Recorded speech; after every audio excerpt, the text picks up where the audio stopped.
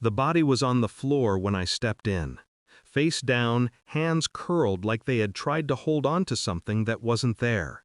The air stank of copper, sharp and metallic, bleeding into the wallpaper. A single lamp flickered in the corner, its buzz louder than the silence.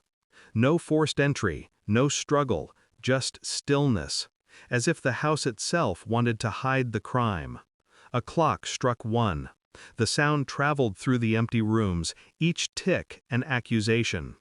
My shoes pressed against the wood, and the boards complained, betraying my presence. I shouldn't have been there, yet I was. Somewhere, in the dark, I swore I heard a breath that wasn't mine. I didn't call the police, not yet. First, I looked. That's what mattered, the details.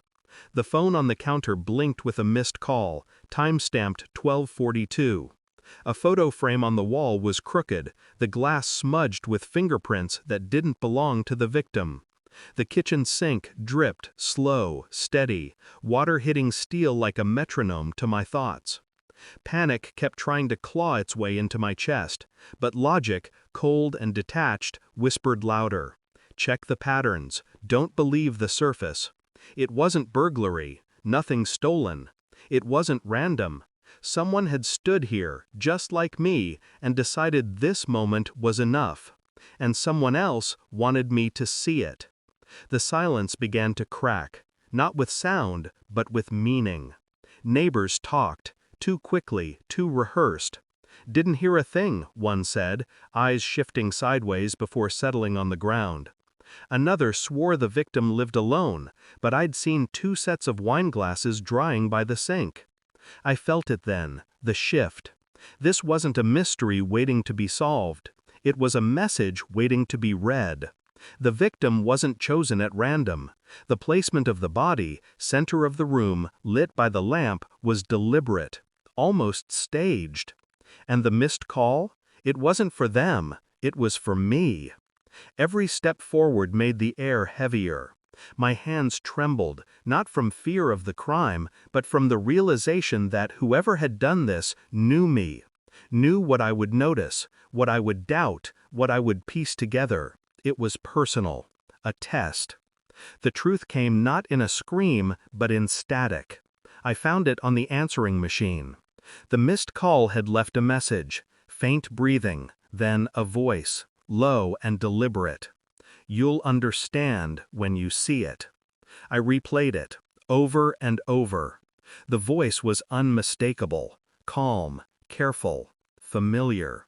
It wasn't about money, not about revenge. It was about control, about proving they could pull me into the crime without ever touching me. The fingerprints on the frame weren't sloppy, they were a signature. The wine glasses weren't forgotten, they were an invitation. The killer hadn't tried to cover their tracks, they wanted me to follow them. And the worst part? I already knew who they were. A colleague. Someone who sat across from me every day, discussing cases, patterns, motives. They hadn't studied criminals, they had practiced. On me. I didn't knock, I didn't announce myself.